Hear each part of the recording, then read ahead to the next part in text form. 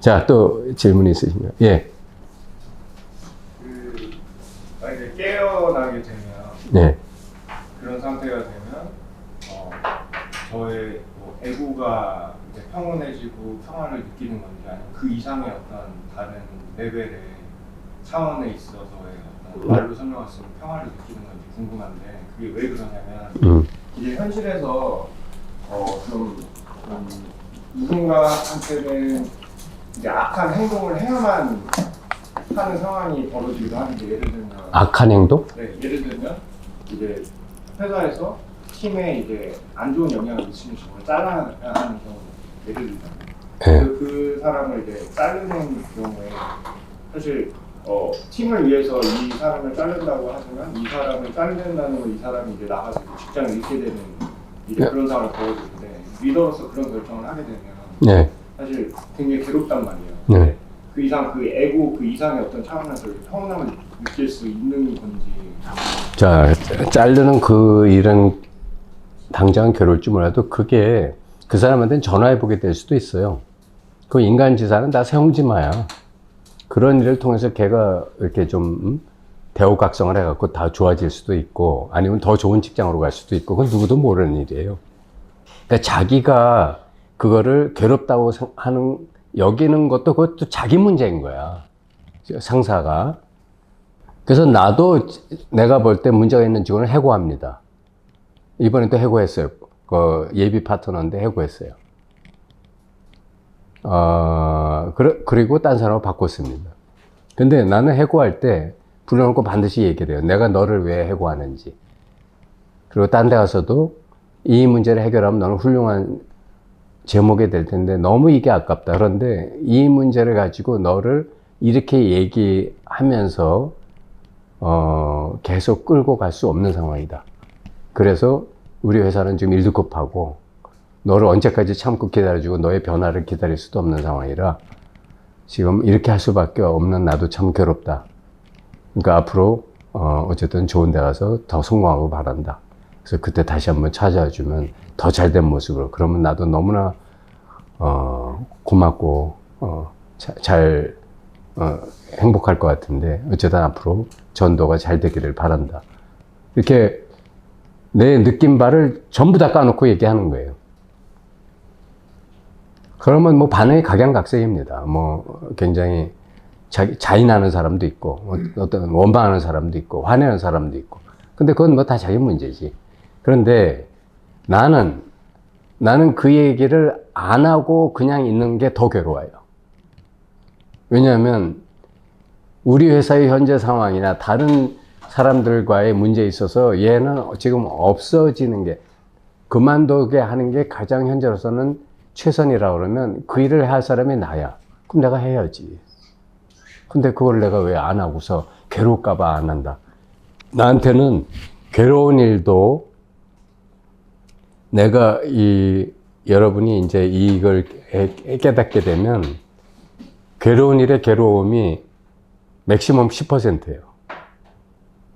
90%는 평화와 행복과 지복으로 넘쳐.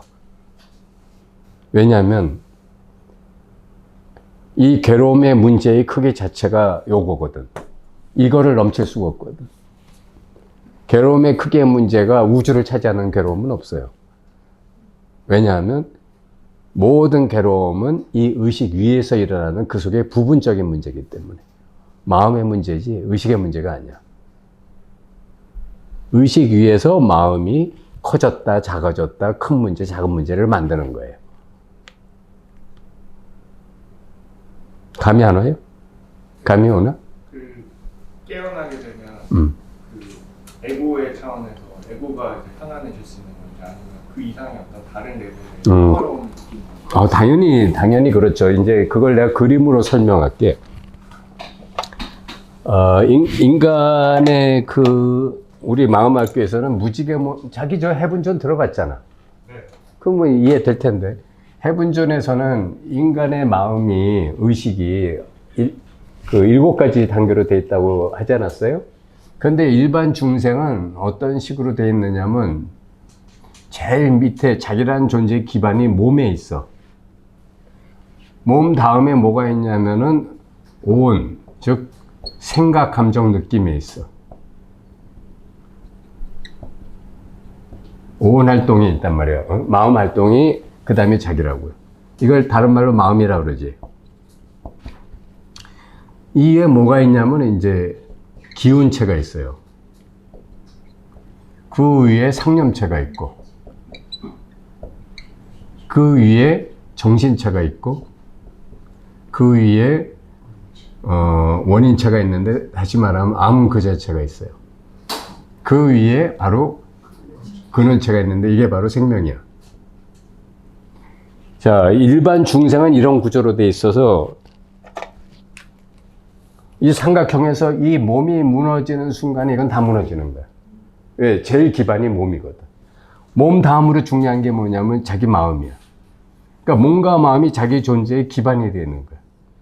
그 다음에 뭐 기운이 있네 없네 뭐 그리고 뭐 어떤 좀 나쁜 상념, 기억 뭐 이런 것들은 이제 점점 그래서 뭐 정신이 흐릿하네, 또렷하네 뭐 이제 이런 구조로 돼 있단 말이에요.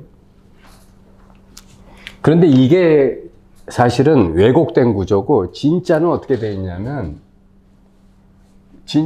실제로는 생명이 이게 제일 크고 무한한 거거든.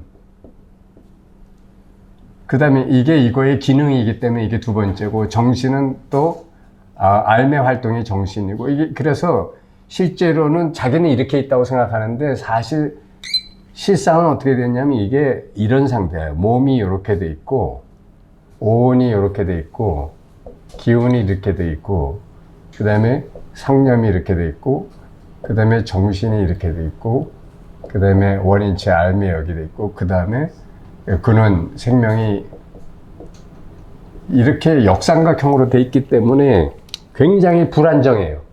이게 서 있을 수 있어? 불안정하지. 그래서 여러분들이 삶이 불안정한 거야. 이렇게 작은 거를 이거라고 착각하고 있거든. 요거에 불과한 것을 중요하다고 생각하고 있거든. 진짜 중요한 거는 이건데.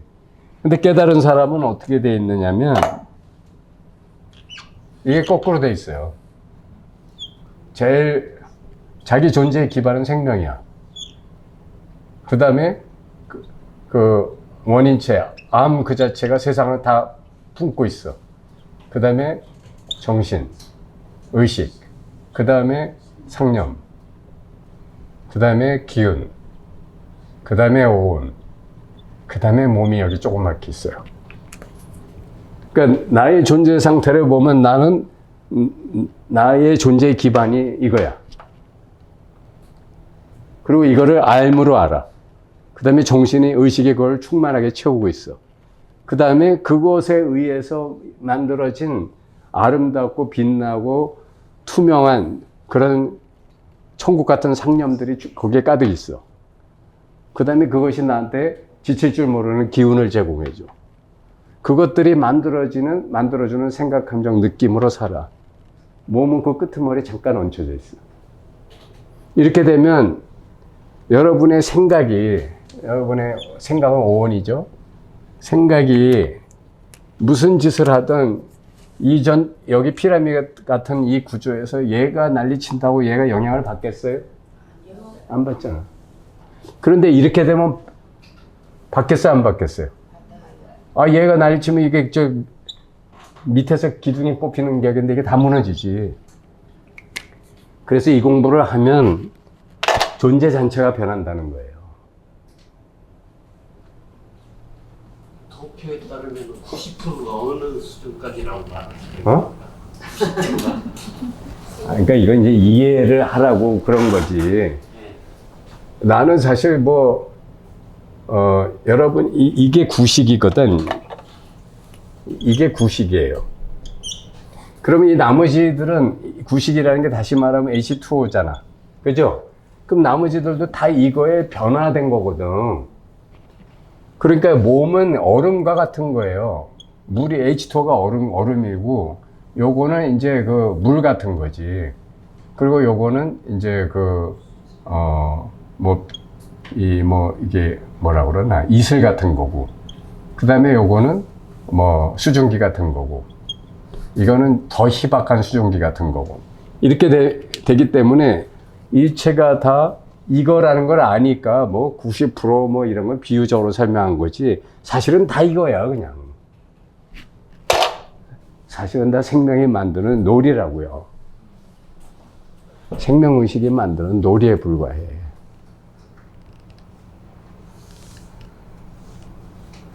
하란 대로 해보면 그렇게 돼요.